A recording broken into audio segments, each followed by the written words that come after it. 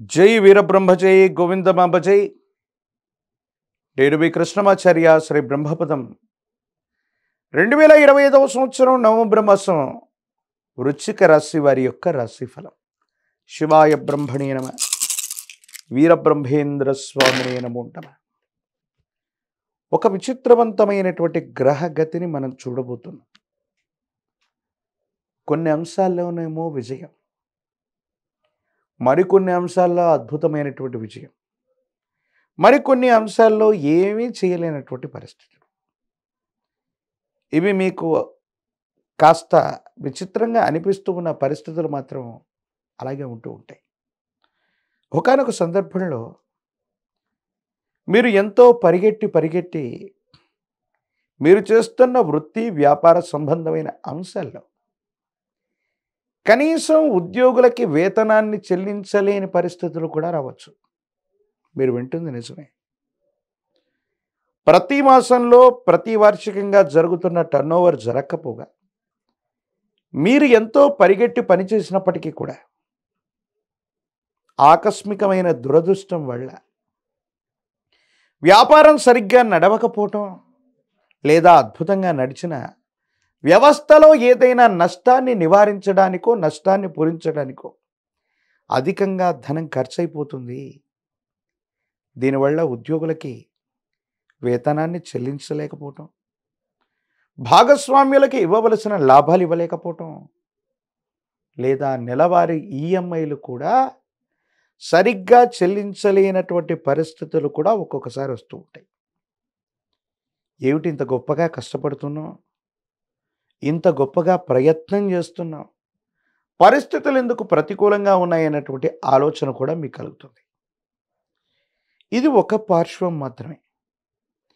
మాసాంతరానికి వచ్చే వరకు మీ మేధస్సుకు పనిపెట్టి దేహాన్ని కష్టపడకుండా మీకున్నటువంటి కొంతమంది ముఖ్యమైనటువంటి వ్యక్తులు అవ్వచ్చు, స్నేహితులు అవ్వచ్చు, వారితో సమాలోచన చేసి మీ ఆలోచనలని వాళ్ళతో పంచుకొని మీరు చేసే గొప్ప ప్రయత్నాలు విదేశాల నుండి కానీ దూర ప్రాంతాల నుండి కానీ పెట్టుబడులని ధనాన్ని తీసుకొస్తాయి. ఊహించనటువంటి అద్భుత విజయాన్ని మళ్ళీ వెంటనే మీరు సాధించేటువంటి అవకాశం ఉంది. అంటే అతివృష్టి అనావృష్టి లాంటి పరిస్థితులు మనం వినడమే తప్ప మన దైనందిన జీవితంలో ఒకే మాసంలో తీవ్రమైనటువంటి కష్టాలు ఒకవైపు, అద్భుతమైనటువంటి విజయాలు వెనువెంటనే, ఈ రెండు అంశాలని మీ జీవితంలో మీరు ఒకే మాసంలో చూసే అవకాశం కనపడుతుంటుంది. కాబట్టి వృశ్చిక రాశి జాతకుల యొక్క దైనందిన జీవితంలో మిశ్రమమైనటువంటి ఫలితాలు కలుగుతున్నాయి. కాబట్టి మీరు చేసే ప్రతి ప్రయత్నంలో కూడా తొందరపడకుండా నిదానంగా ఆలోచించి నిర్ణయం తీసుకోవటం చెప్పదగిన సూచన. అదృష్ట స్థానమైనటువంటి పంచమంలో శని భగవానుడి యొక్క పరిస్థితులు ఒకవైపు, ప్రత్యేకించి మీ యొక్క రాశి నుండి గృహస్థానం విశేషవంతమైన 4వ స్థానంలో రాహు సంబంధమైన పరిస్థితులు కొన్ని ప్రతికూలవంతమైన అనుకూలవంతమైనటువంటి మార్పులకి కారణమయ్యేటువంటి అవకాశం ఉంటుంది.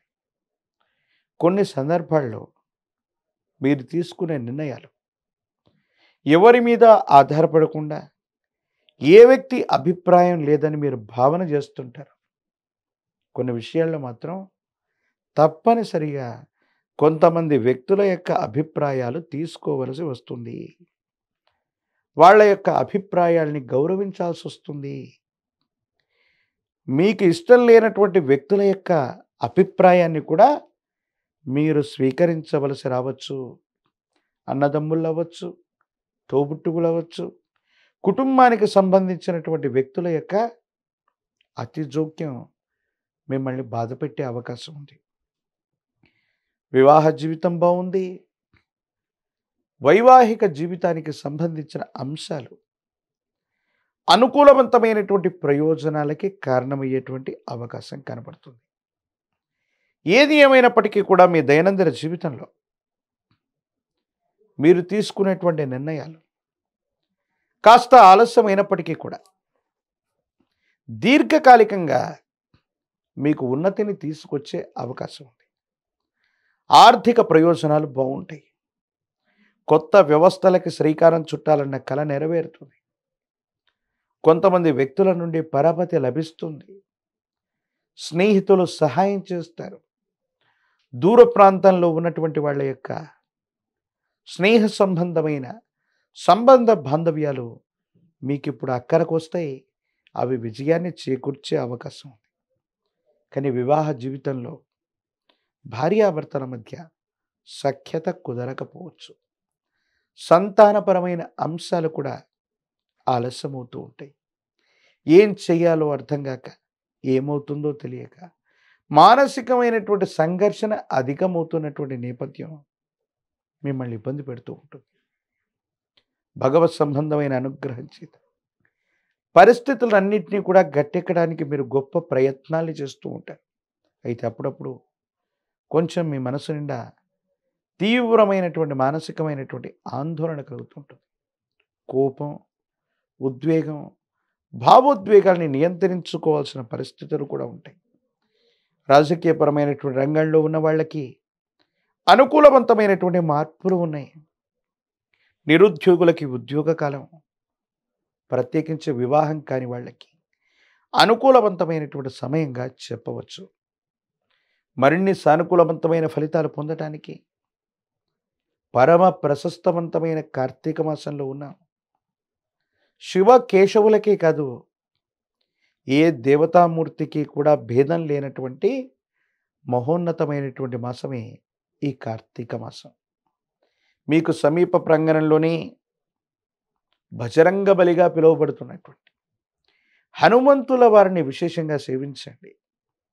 స్వామివారికి కనుక తులసి దళాలతో కట్టిన మాల, తులసి మాలని స్వామివారికి సమర్పించిన, లేదా తమలపాకులతో కట్టినటువంటి మాలను స్వామివారికి అందజేసిన, 108 అరటిపళ్లతో కనుక కదలి అర్చనను చేయించిన, హనుమంతుడి యొక్క స్తోత్రాలని గనక పారాయణ చేస్తున్న, సమస్తమైనటువంటి ఇబ్బందులు తొలగిపోవటమే కాదు, అనుకూలవంతమైన ఫలితాలని మీరు తప్పకుండా పొందేటువంటి అవకాశం కనపడుతుంది. మహాకాలభైరవ రక్షని మెడలో ధరింపచేసుకోండి. సమస్తమైనటువంటి నవగ్రహ బాధలు, నరఘోష, నరదిష్టి, నరపీడలు తొలగిపోతాయి. తంత్రమాల చూర్ణాన్ని గనక స్నానం చేసే నీటిలో అనునిత్యం ఉపయోగిస్తూ ఉన్న సమస్తమైన ప్రతిబంధకాలు తొలగిపోయి దైనందిన జీవితంలో మీరు చేసే ప్రతి ప్రయత్నం కూడా సఫలీకృతమయ్యేటువంటి అవకాశం కనపడుతుంది. మరిన్ని వీడియోలు చూడటానికి గాను మన ఛానల్ని లైక్ చేయండి, షేర్ చేయండి, తప్పకుండా సబ్స్క్రైబ్ చేయండి.